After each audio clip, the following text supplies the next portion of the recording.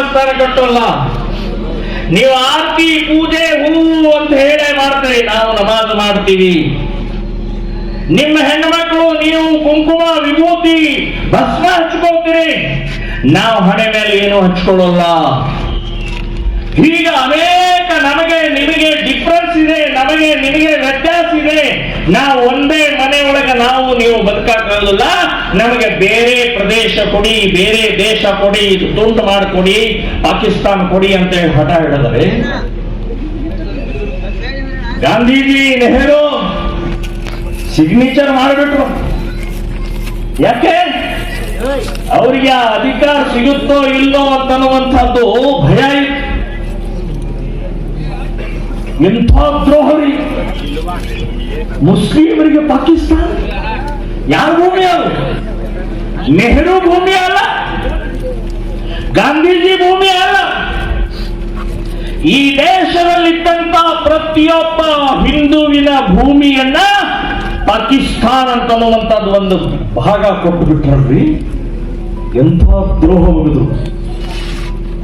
Doctor Ambedkar ಅವತ್ತೇ ಹೇಳಿದ್ರು, ನಾನು ಪಾಕಿಸ್ತಾನ ಒಪ್ಪಲ್ಲ.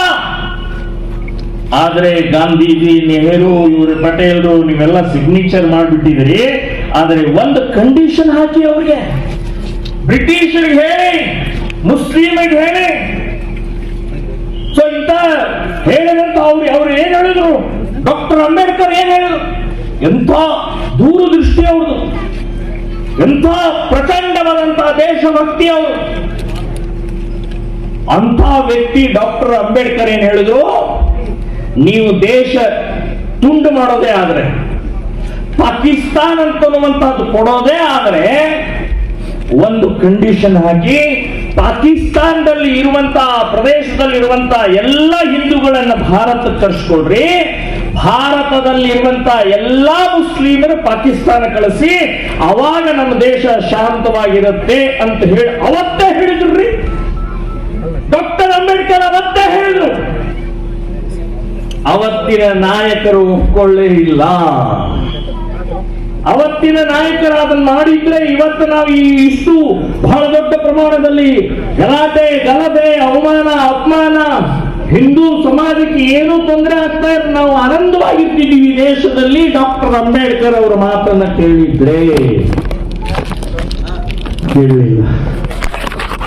ಎಂಥ ದ್ರೋಹ ಮುಗಿದ್ರಲ್ಲಿ. ಜಿನ್ನ ಹೇಳಿದ್ರಲ್ಲ, ಮುಸ್ಲಿಮರ ಒಂದು ಮನೆಯೊಳಗೆ ಇರಕ್ಕಾಗುದಿಲ್ಲ ಅಂತ ನೀವು ಹೇಳಿದ್ರಲ್ಲ, ನಾವು ನೀವು ಎಲ್ಲ ಬೇರೆ ಬೇರೆ ಅಂತ ಹೇಳಿದ್ರಲ್ಲ. ಸೊ ಇಲ್ಲಿ ಮುಸ್ಲಿಮರು ನೀವು ಅಲ್ಲಿ ಹೋಗಬೇಕಾಗಿತ್ತು, ಹೋಗ್ಲಿಲ್ಲ, ಇಲ್ಲೇ ಉಳ್ಕೊಂಡ್ಬಿಟ್ರು. ಅವ್ರಿಗೆ ಗೊತ್ತು ಇಡೀ ಜಗತ್ತು ಇಸ್ಲಾಂ ಮಾಡಬೇಕಾಗಿದೆ ಅವರಿಗೆ. ಬರೇ ಪಾಕಿಸ್ತಾನ ಅಂತನ್ನುವಂತ ಒಂದು ತುಂಡು ಪ್ರದೇಶ ಅಲ್ಲ ರೀ. ಅವತ್ತೇ ಜಿನ್ನಾ ಒಂದು ತುಂಡು ಆದ ತಕ್ಷಣನೇ ಏನ್ ಹೇಳಿದ್ರು, ಹಸ್ಕೆ ಲಿಯಾ ಪಾಕಿಸ್ತಾನ್, ಲಡ್ಕೆ ಲೇಂಗೆ ಹಿಂದೂಸ್ತಾನ್. ನಗನಗತಾ ನಾವು ಪಾಕಿಸ್ತಾನ್ ತಗೊಂಡಿದೀವಿ, ಇನ್ನು ಯುದ್ಧ ಮಾಡಿ ಹಿಂದೂಸ್ತಾನ್ ತಗೊಳ್ತೀವಿ ಅಂತ ಹೇಳಿದಂತ ಬಡ್ಡಿ ಮಗ ಜಿನ್ನಾ 6 ಯುದ್ಧ ಮಾಡಿದ್ರಿ. 6 ಯುದ್ಧ. ಆ ಪುಟಕೋಸಿ ಪಾಕಿಸ್ತಾನ್ ನೀವು ಮನೆಗೆ ಹೋಗಿ ಆ ಮ್ಯಾಪ್ ನಲ್ಲಿ ಒಂದ್ಸಲ ನೋಡ್ರಿ, ಇಷ್ಟಿದೆ. ಅದು ಗಜೇಂದ್ರಗಢದ ಕೆಲವು ಜನ ನಿಂತು ಆ ಕಡೆ ಉಚ್ಚವಾಗಿದ್ದಾನೆ ಆ ಪಾಕಿಸ್ತಾನ ಮನೆ.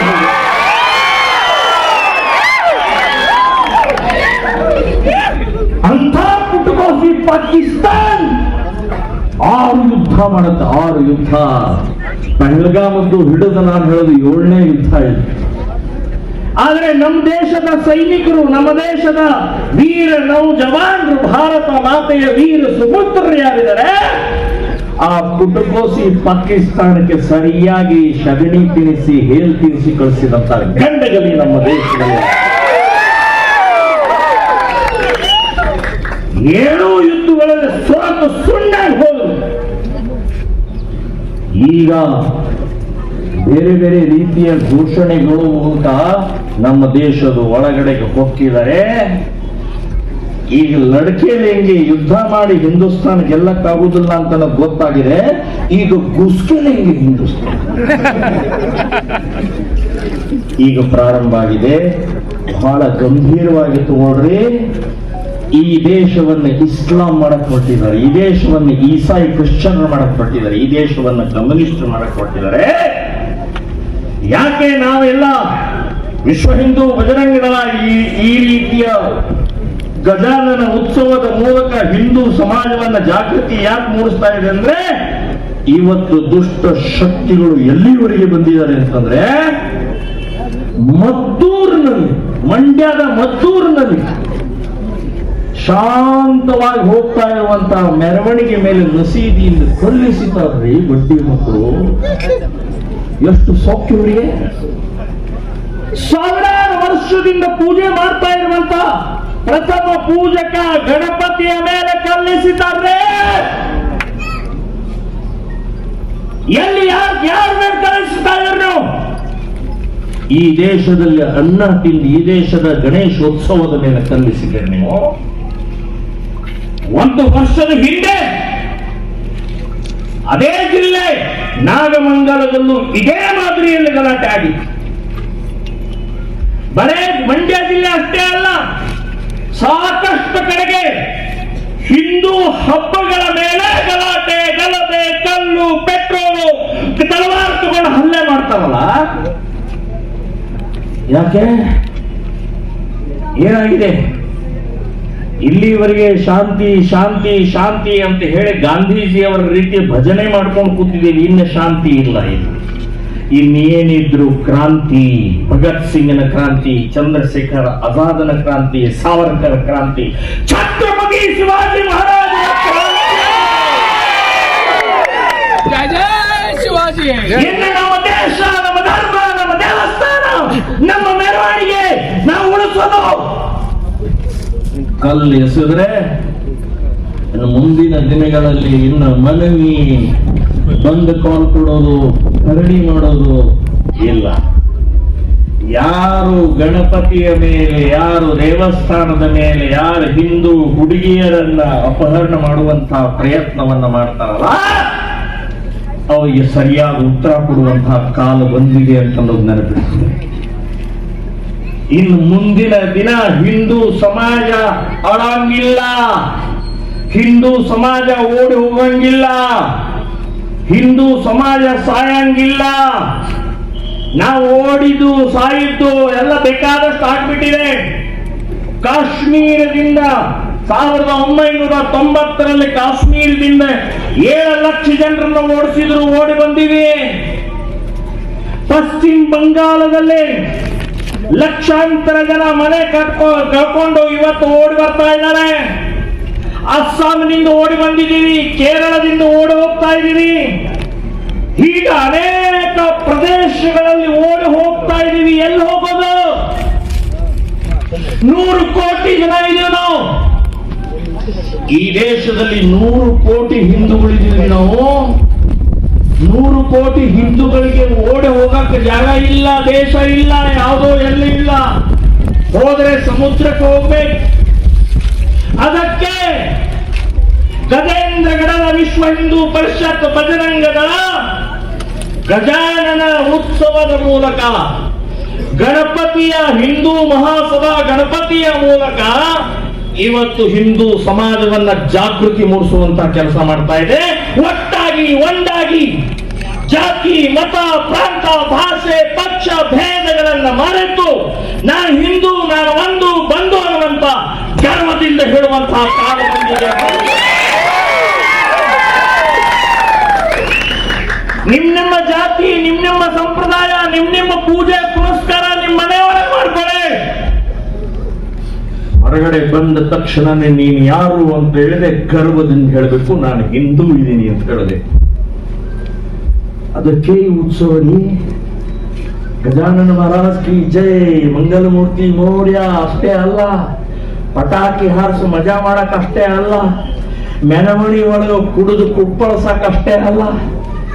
ಈ ಸಮಾಜದಲ್ಲಿ ಜಾಗೃತಿ, ಸಮಾಜದಲ್ಲಿ ತಾಕತಿ, ಸಮಾಜದಲ್ಲಿ ದೇಶಭಕ್ತಿಯನ್ನು ಮೂಡಿಸೋ ಸಲುವಾಗಿನೇ ಈ ಕಾರ್ಯಕ್ರಮ ಅಂತ ನೆನಪಿರ್ತದೆ. 7 ಲಕ್ಷ ಜನ ಓಡಿಸಿದ್ರಿ. ಇನ್ನೂವರೆಗೆ 33-35 ವರ್ಷ ಆಯ್ತು ಇಲ್ಲಿವರೆಗೆ ಇನ್ನೂವರೆಗೆ ವಾಪಸ್ ಒಂದೇ ಒಂದು ಕುಟುಂಬ ಅಲ್ಲಿ ಕಾಶ್ಮೀರದಲ್ಲಿ ಹೋಗಕ್ಕಾಗಿಲ್ಲ. ಯಾಕೆ ಓಡಿಸಿದ್ರು? ಪಹಲ್ಗಾಮ ಆದಿದ್ದು ಮೊದಲನೇ ಸಲ ಅಲ್ಲ. ನೀವು ಹಿಂದೂ ಅಂತ ಹೇಳಿ ಗುಂಡು ಹೊಡೆದು 26 ಜನರ ಮೇಲೆ ಮೊದಲೇ ಸಲ ಅಲ್ಲ. ಇದು ಹಿಂದಿನೂ ಬೇಕಾದಷ್ಟಾಗಿದೆ, ಮುಂದೇನೂ ಆಗತ್ತೆ. ನಾವು ತಾಕತ್, ಶಕ್ತಿ, ಧೈರ್ಯ, ಸ್ಥೈರ್ಯ, ಶೌರ್ಯ ಇಲ್ಲದೆ ಇದ್ರೆ ಎಲ್ಲರನ್ನೂ ಓಡಿಸ್ತಾರೆ. ಓಡಿಸಬಾರ್ದು, ಓಡಬಾರ್ದು, ಗುಂಡು ಹೊಡ್ಕೋಬಾರದು, ಸಾಯಬಾರದು ಅಂತ ಆ ಹಿನ್ನೆಲೆಯಲ್ಲಿ ಇವತ್ತು ಸುರಕ್ಷಿತವಾಗಿರ್ಬೇಕು, ಗಟ್ಟಿಯಾಗಿರ್ಬೇಕು, ಧೈರ್ಯದಿಂದಿರಬೇಕು, ಸಂಘಟಿತವಾಗಿ ಇರಬೇಕು ಅನ್ನುವಂತ ಏಕೈಕ ಹಿನ್ನೆಲೆಯಲ್ಲೇ ಇವತ್ತಿನ ಸಭೆಯ ಸಂದೇಶ ಅಂತ ನಾವು ಬಂಧುಗಳೇ, ಕರ್ನಾಟಕದಲ್ಲಿ ಕಾಂಗ್ರೆಸ್ ಸರ್ಕಾರ ತುಷ್ಟೀಕರಣ ತುಷ್ಟೀಕರಣ ತುಷ್ಟೀಕರಣ ಅಂತಂದ್ರೆ ಎಷ್ಟು. ಮೈಸೂರಿನ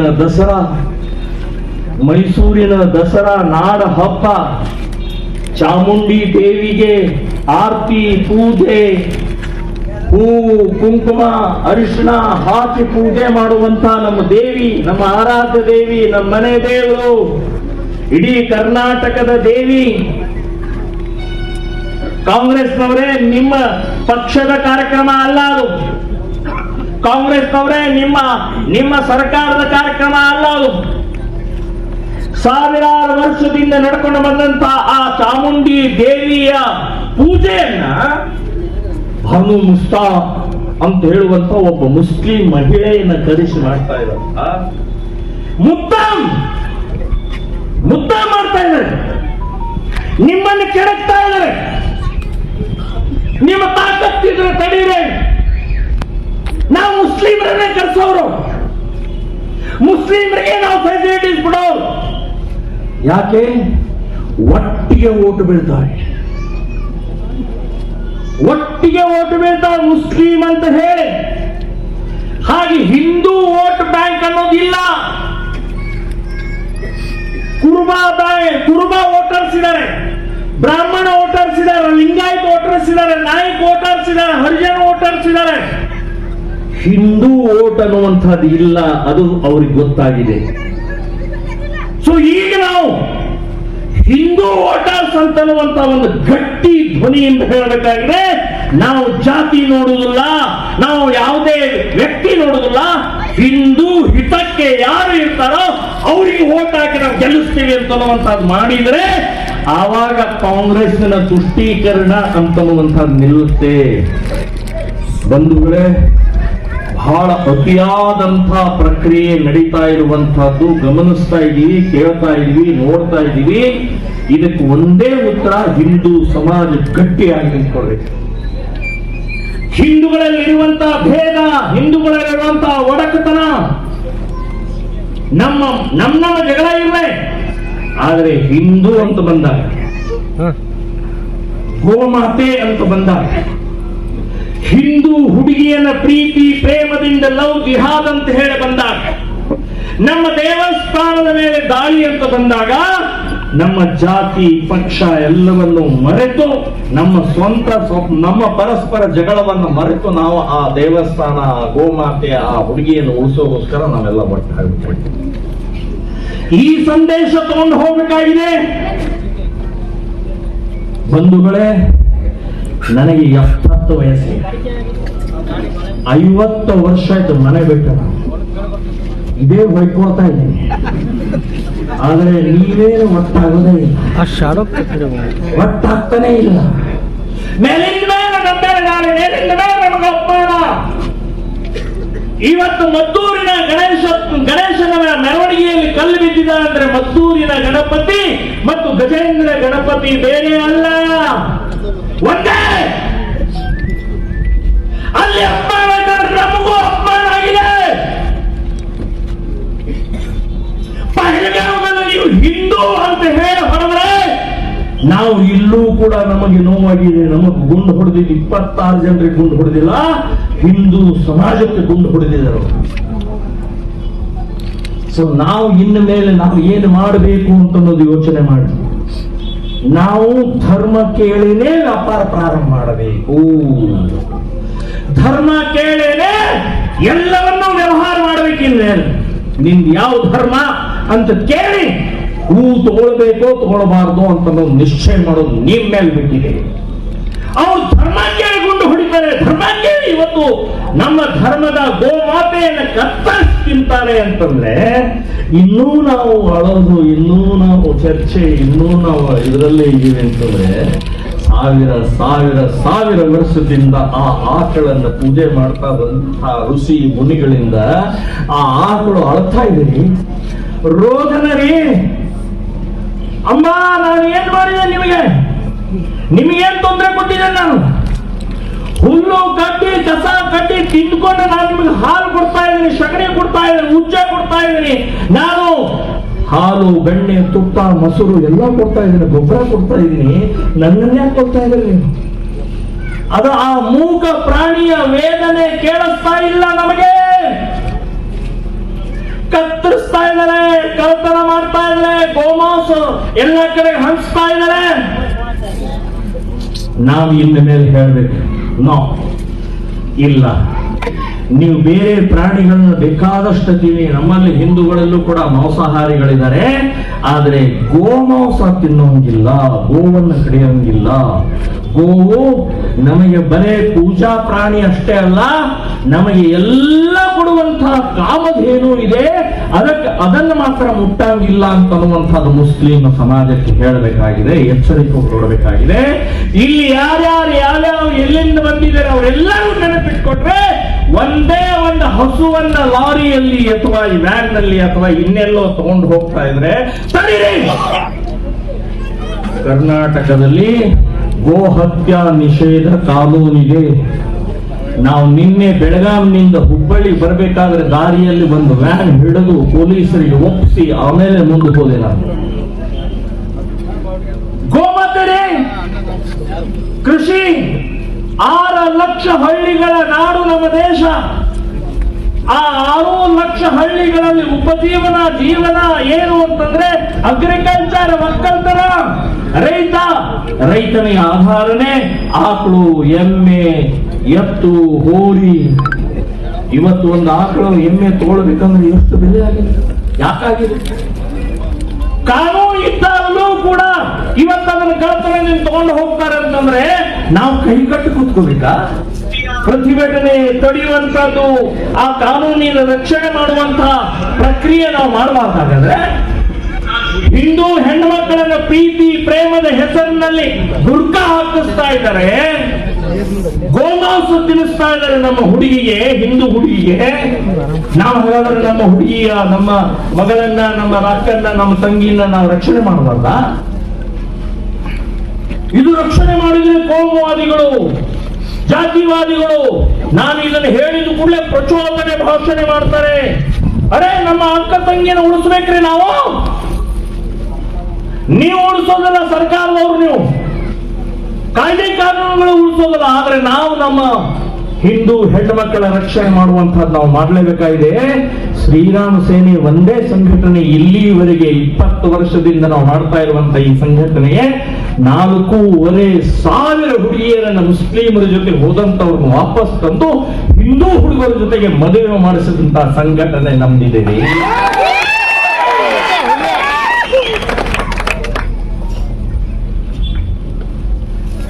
ಈ ರೀತಿಯ ಮತಾಂತರ ಇರಬಹುದು, ಕ್ರಿಶ್ಚಿಯನ್ರ ಚಟುವಟಿಕೆ ಇರಬಹುದು, ನಿಮ್ಮ ಪಾಡಿಗೆ ನೀವೀಗ. ನಾವು ಎಂದೂ ಯಾವತ್ತಿಗೂ ಕೂಡ ಯಾರ ಮೇಲೂ ದಾಳಿ ಮಾಡಿಲ್ಲ. ಯಾವ ದೇವಸ್ಥಾನ, ನಿಮ್ಮ ಮಸೀದಿ ಮೇಲೆ ದಾಳಿ ಮಾಡಿಲ್ಲ. ನಿಮ್ಮ ಹಬ್ಬದ ಈದ್ ಮಿಲಾದ್ ಎಂದಾದರೂ ಹಿಂದೂ ಸಮಾಜ ದಾಳಿ ಮಾಡಿದೆ? ಬಕ್ರೀದ್ ಹಬ್ಬದಲ್ಲಿ ಎಂದಾದರೂ ಹಿಂದೂ ಸಮಾಜ ದಾಳಿ ಮಾಡಿದೆ? ನಮ್ಮ ಗಣೇಶನ ಹಬ್ಬದ ಮೇಲೆ ದಾಳಿ ಮಾಡ್ತೇವೆ, ಕಲ್ಲೆಸಿದ್ದೇವೆ. ಇದು ನಿಲ್ಲಬೇಕು. ಈ ಹಿನ್ನೆಲೆಯಲ್ಲಿ ಹಿಂದೂ ಸಮಾಜ ಜಾಗೃತಿ ಆದ್ರೆ ಮಾತ್ರ ಸಾಧ್ಯ ಅಂತನ್ನುವಂತಹ ಈ ಸಂದರ್ಭದಲ್ಲಿ ನಾನು ಹೇಳ್ತಾ ಇದ್ದೀನಿ. ನಾನು ವಾಡೆಗೆ ಹೋಗಿ ಬಂದೆ, ಘೋರ್ಪಡೆ ಅನ್ನುವಂತಹ ವಾಡೆಗೆ ಹೋಗಿ ಬಂದ್ರೆ ಅಂಥ 13ನೇ ಪೀಳಿಗೆಯ ಮನೆ ಅದು. ಟಿಪ್ಪು ಸುಲ್ತಾನನ ಮಣ್ಣು ಮುಗಿಸಿದಂತಹ ವಂಶಜರು. ಸೊ ಅಂಥ ಇದರಲ್ಲಿ ಇವತ್ತು ನಾವು ಕೂಡ ಈ ಗಜೇಂದ್ರ ಗಢ ಅಂದ್ರೆ ಕೋಟೆಯಲ್ಲಿ ನಾವು ಇದೀವಿ ಅಂತ ಅನ್ನೋದು ನೆನಪಿಟ್ಟುಕೊಳ್ರಿ. ಸೊ ಕೋಟೆಯಲ್ಲಿ ಯಾರ್ಯಾರು ಇದೇವಿ ಎಲ್ಲರೂ ಗಂಡಗಲಿಯಾಗಿರ್ಬೇಕು, ಹೆದರಂಗಿಲ್ಲ, ಇನ್ನು ಬೆದರಂಗಿಲ್ಲ. ಹುಟ್ಟಿದ ಮೇಲೆ ಸಾವು ಅಂತ ಇದ್ದೇ ಇರುತ್ತೆ. ಆ ಹುಟ್ಟು ಸಾವಿನ ಮಧ್ಯದಲ್ಲಿ ಜೀವನ ಅಂತ ಅನ್ನೋದು ಇರುತ್ತಲ್ಲ, ಆ ಜೀವನಕ್ಕೆ ಒಂದು ತಾಕತ್, ಶಕ್ತಿ, ಸ್ವಾಭಿಮಾನ, ದೇಶಾಭಿಮಾನ ಇವತ್ತು ಮೂಡಿಸಬೇಕಾಗ್ತದೆ. ಅದು ಅವಶ್ಯಕತೆ ಇದೆ ಅಂತ ನೆನಪಿಸ್ತಾರೆ. ಗಜಾನನ ಉತ್ಸವದ ಮೊದಲನೆಯ ವರ್ಷದ ಈ ಸಭೆಯಲ್ಲಿ ನಾವೆಲ್ಲರೂ ಒಂದು ಸಂದೇಶವನ್ನು ತಗೊಂಡು ಹೋಗಿ ಕೊನೆಯದಾಗಿ ನಾನು ಒಂದು 2-3 ಅಂಶ ಹೇಳಿ ನಾನು ಮುಗಿಸ್ತಾ ಇದ್ದೀನಿ. ಒಂದು, ಹಿಂದೂ ಸಂಘಟನೆ ಅದು ಯಾವುದೇ ಇರಲಿ, ಅದು RSS, ವಿಶ್ವ ಹಿಂದೂ, ಬಜರಂಗ, ಹಿಂದೂ ಜಾಗರಣ, ಶ್ರೀರಾಮ ಸೇನೆ ಅಥವಾ ಇಂಡಿಯನ್ ಹಿಂದೂ ಮಹಾಸಭಾ ಯಾವುದೇ ಇರಲಿ, ಆ ಸಂಘಟನೆಗಳಿಗೆ ತಾನು ಮನ ಧನದಿಂದ ಸಹಾಯ ಮಾಡಬೇಕು. ಯಾವುದೇ ಕಾರ್ಯಕ್ರಮ ಇದ್ರೆ ಎಲ್ಲ ಮನೆಗಳಿಂದ ಹೊರಗೆ ಬಂದು ಆ ಕಾರ್ಯಕ್ರಮದಲ್ಲಿ ಭಾಗವಹಿಸಬೇಕು. ಅದು ಪ್ರತಿಭಟನೆ ಇರಬಹುದು, ಸಭೆ ಇರಬಹುದು, ಭಜನೆ ಇರಬಹುದು, ಪೂಜೆ ಇರಬಹುದು. ಹಿಂದೂ ಕರೆ ಕೊಟ್ರೆ ಎಲ್ಲರೂ ಬರಬೇಕು, ಧೈರ್ಯದಿಂದ ಬರಬೇಕು, ಭಾಗವಹಿಸಬೇಕು. ಇದು ನಂಬರ್ 1. ಇನ್ ನಂಬರ್ 2, ಸ್ವದೇಶಿ ವಸ್ತುಗಳನ್ನೇ ಖರೀದಿ ಮಾಡಬೇಕು. ಸ್ವದೇಶಿ ವಸ್ತುಗಳನ್ನೇ ಖರೀದಿ ಮಾಡಬೇಕು.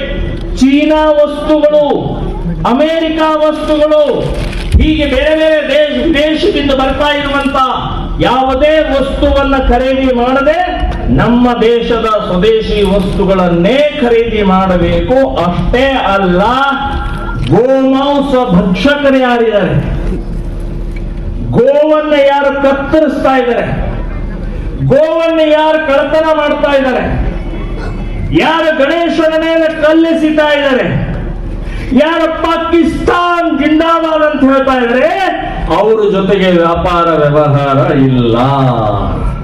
ಅವ್ರ ಕಡೆಯಿಂದ ಹೂವು, ಹಣ್ಣು, ತರಕಾರಿ, ಅವ್ರ ಅಂಗಡಿ ಹೋಗೋದು, ಮೊಬೈಲ್ ಅಂಗಡಿ ಹೋಗೋದು, ಆಟೋ ಹತ್ತೋದು.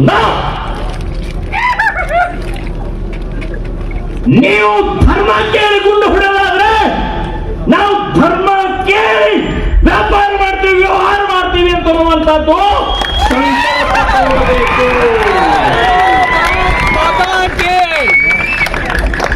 ಬರೇ ಚಪ್ಪಾಳೆ ಹೊಡೆದ್ರೆ ಆಗೋದಿಲ್ಲ, ಮತ್ತೆ ಪಿಚಿ ಅಲ್ಲೇ ಉಗಳಾಕ್ ಹೋಗ್ತಿದ್ವಿ. ಗಜಾನನ ಉತ್ಸವದಲ್ಲಿ ಚಪ್ಪಾಳೆ ಹೊಡೆದಿದ್ರಿ, ಈ ಚಪ್ಪಾಳೆ ವ್ಯರ್ಥ ಆಗಬಾರದು. ನಮ್ಮಿಂದಲೇ ಬದುಕ್ತಾ ಇದ್ದಾರೆ ಈ ದೇಶದಲ್ಲಿ 100 ಕೋಟಿ ಹಿಂದೂಗಳಿದ್ದಾರೆ. ನಮ್ಮಿಂದಲೇ ಬದುಕ್ತಾ ಇರುವಂತವ್ರು ನಮಗೆ ಚೂರಿ ಹಾಕ್ತಾ ಇರುವಂತ ನಮ್ಮ ಹಿಂದೂ ಹಬ್ಬಗಳಲ್ಲಿ ಕಲ್ಲೆಸಿತಾ ಇರುವಂತವ್ರ ಜೊತೆಗೆ ಮತ್ತೆ ಮತ್ತೆ ಮತ್ತೆ ವ್ಯಾಪಾರ ಮಾಡ್ತಾ ಇರುವಂತ ದ್ರೋಹಿಗಳು ನಾವಿದ್ದೀವಿ. ಅದಾಗಬಾರದು, ನಿಲ್ಲಿಸ್ಬೇಕು. ಇದು 3ನೇದು. 2ನೇದು. ಇನ್ನು 3ನೇದು ಸ್ವಲ್ಪ ಹಿಂದೂ ಸಮಾಜದಲ್ಲಿ ತಾಕತ್ತು ಬೇಕಾಗಿದೆ, ಶಕ್ತಿ ಬೇಕಾಗಿದೆ, ಶೌರ್ಯ ಬೇಕಾಗಿದೆ ಅಂತ ನೆನಪಿಟ್ಕೊಳ್ಳಿ. ಕುಡಿಯೋದನ್ನು ನಿಲ್ಲಿಸ್ರಿ. ಸರ್ಬತ್ತಲ್ಲ, ನೀರಲ್ಲ,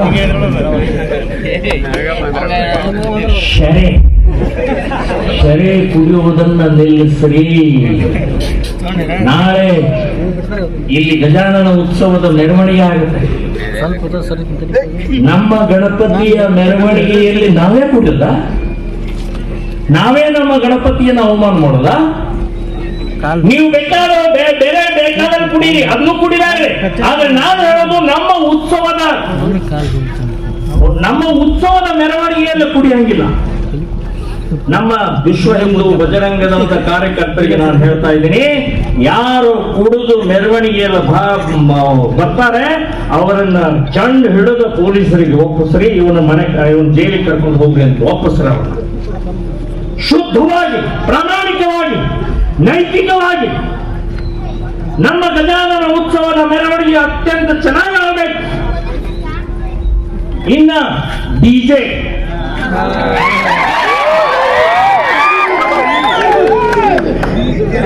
ಒಪ್ಪಂಗಿಲ್ಲ. ಸುಪ್ರೀಂ ಕೋರ್ಟ್ ಆರ್ಡರ್ ಇದೆ.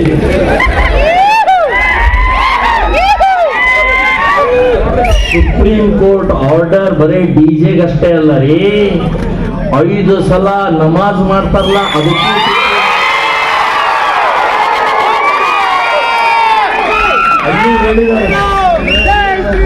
ಏನ್ ಹೇಳಿದೆ ಸುಪ್ರೀಂ ಕೋರ್ಟ್? ರಾತ್ರಿ 10 ಗಂಟೆಯಿಂದ ಬೆಳಗಿನ ಜಾವ 6 ಗಂಟೆ ತನಕ ಮೈಕ್ ಉಪಯೋಗಿಸಂಗಿಲ್ಲ ಅಂತನ್ನೋದನ್ನ ಹೇಳಿದ್ದಾರೆ.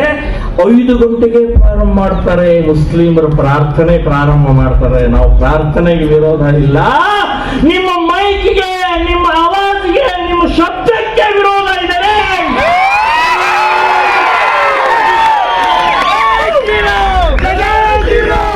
ಸುಪ್ರೀಂ ಕೋರ್ಟ್ ಸ್ಪಷ್ಟವಾಗಿ ಹೇಳಿದೆ, ಶಬ್ದ ಎಷ್ಟು ಇರಬೇಕು ಅಷ್ಟೇ ಇರಬೇಕು ಅಂತ ಹೇಳಿದೆ. ಬೆಳಗಿನ ಜಾವ 5 ಗಂಟೆಗಂತೂ ನೀವು ಮಾಡಂಗೇ ಇಲ್ಲ. ಅದಕ್ಕೆ ಸುಪ್ರೀಂ ಕೋರ್ಟ್ ಹೇಳಿದೆ ಅಂತ ಅವ್ರು ಬಂದ್ ಮಾಡುದಿಲ್ಲ. ನಾವು ಮಾತು ಕೇಳ್ತೀವಿ, ಹೆದರಿಸ್ತಾರೆ ನಮಗೆ. ಡಿಜೆ ಹಾಕಿದ್ರೆ ಡಿಜೆ ಸೀಸ್ ಮಾಡ್ತಾರೆ, ನಿಮ್ಮ ಮೇಲೆ ಕೇಸ್ ಹಾಕಿ.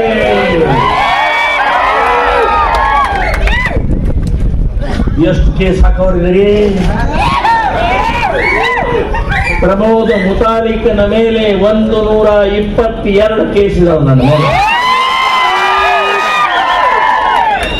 1000 ಕೇಸ್ ಹಾಕ್ರೆ ಮುತಾಲಿಕನ ಧ್ವನಿ ನಿಮ್ಮ ಅಪ್ಪನಿಂದಲೂ ಸಾಧ್ಯ ಇಲ್ಲ.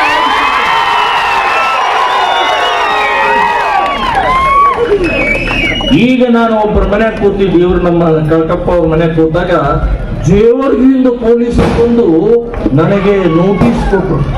ಈಗ ಅರ್ಧ ಗಂಟೆ ಮುಂಚೆ ಏನ್ ನೋಟಿಸ್? ಅದು ಜೇವರ್ಗಿ ಪ್ರವೇಶ ಇಲ್ಲ.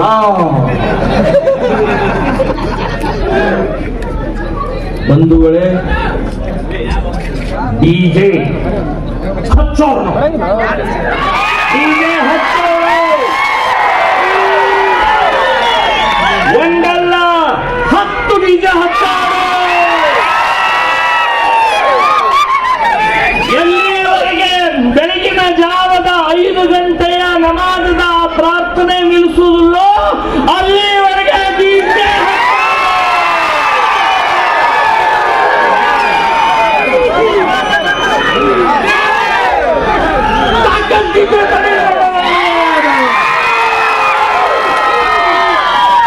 ಕೇಸ್ ಹಾಕೋದಿತ್ತಂದ್ರೆ 1000 ಜನರ ಮೇಲೆ ಕೇಸ್ ಹಾಕಿದರೆ ಜೋಶಿನ ಮಾತ್ರ ಹಿಡ್ಕೋಬೇಡ್ರಿ.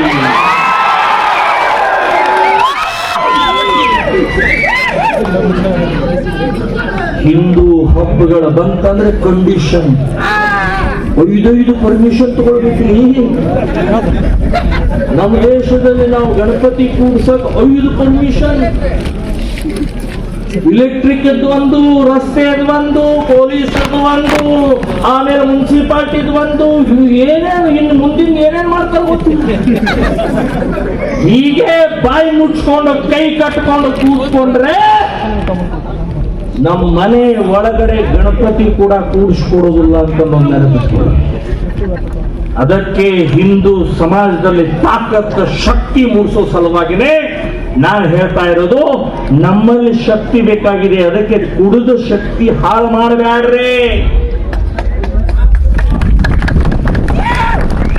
ನೋಡಿ ನೋಡಿ ನೋಡಿ, ಚಪ್ಪಾಳೆ ಬಹಳ ಜನ ಹೊಡಿಲಿಲ್ಲ.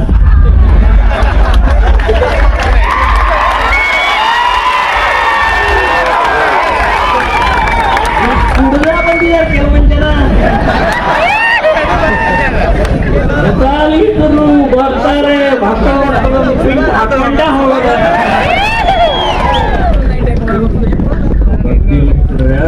ನಿಮ್ಮ ಶರೀರ ಹಾಳಾಗೋದಷ್ಟೇ ಅಲ್ಲ, ನಿಮ್ಮ ಮನೆ ಹಾಳಾಗೋದು ಅಷ್ಟೇ ಅಲ್ಲ, ಸಮಾಜ ದೇಶವನ್ನು ಹಾಳು ಮಾಡ್ತಾ ಇರುವಂತದ್ದನ್ನು ನೆನಪಿಟ್ಕೊಳ್ಳಿ. ನಾವು ನಮ್ಮ ತಾಕತ್ತನ್ನ ಶಕ್ತಿಯನ್ನ ವ್ಯಯ ಮಾಡೋದು ಬೇಡ. ನಾವು ಪ್ರತಿನಿತ್ಯ ಗರಡಿ ಮನೆ ಜಿಮ್ಮಿಗೆ ಹೋಗಿ ಈ ಶರೀರ ದೇವರು ಕೊಟ್ಟಿದ್ದು, ಈ ಶರೀರ ನಮ್ಮ ತಂದೆ ತಾಯಿ ಕೊಟ್ಟಿದ್ದು, ಈ ಶರೀರ ದೇಶಕ್ಕಾಗಿ, ಇದೇ ಶರೀರ ಶ್ರಮಕ್ಕಾಗಿ, ಈ ಶರೀರ ನಮ್ಮ ಅಕ್ಕ ತಂಗಿಯರ ರಕ್ಷಣೆಗೋಸ್ಕರ, ಈ ಶರೀರ ಮಠ ಮಂದಿರ ಉಳಿಸೋಗೋಸ್ಕರ ಅಂತ ನೆನಪಿಟ್ಕೊಂಡು ನಾವೆಲ್ಲರೂ ಈ ಇವತ್ತಿನ ಈ ಗಜಾನನ ಪ್ರಥಮ ಪೂಜೆ, ಪ್ರಥಮ ಕಾರ್ಯಕ್ರಮದ ಈ ನಿಮಿತ್ತವಾಗಿ ಮೊದಲನೇ ವರ್ಷದ ಈ ಕಾರ್ಯಕ್ರಮದಲ್ಲಿ ಇನ್ನೊಮ್ಮೆ ಬಜರಂಗದಳ ವಿಶ್ವ ಹಿಂದೂ ಪರಿಷತ್ನವರಿಗೆ ಅಭಿನಂದನೆಗಳನ್ನು ಹೇಳಿ, ಶಕ್ತಿ ಸಂಚಯನ ಆಗಬೇಕು ಅಂತ ನೆನಪಿಟ್ಕೊಂಡು ಅಳೋದು ಓಡಿ ಹೋಗೋದು ನಿಲ್ಲಿಸಬೇಕು, ಗಟ್ಟಿಯಾಗಿ ನಿಂತ್ಕೊಳ್ಬೇಕು. ಕೇಸ್ ಹಾಕೋದಿದ್ರೆ ಹಾಕ್ರೆ, ಜೈಲ್ ಹಾಕೋದಿದ್ರೆ ಹಾಕ್ರೆ, ಲಾಠಿ ಹಾಕಿದ್ರೆ ಲಾಠಿ ತಿನ್ನಕ್ಕೆ ರೆಡಿದ್ದೀವಿ. ನಮ್ಮ ದೇವರ ಸಲುವಾಗಿ, ನಮ್ಮ ದೇವಸ್ಥಾನ ಸಲುವಾಗಿ, ನಮ್ಮ ಹೆಣ್ಣು ಮಕ್ಕಳ ಸಲುವಾಗಿ, ನಮ್ಮ ದೇಶಕ್ಕಾಗಿ, ನಮ್ಮ ಧರ್ಮಕ್ಕಾಗಿ ಇರುವಂತದ್ದು ಸಂಕಲ್ಪವನ್ನು ತೊಟ್ಟು ನಾವೆಲ್ಲರೂ ಇಲ್ಲಿಂದ ಹೋಗೋಣ ಅಂತ ಹೇಳಿ ಮಾತನ್ನ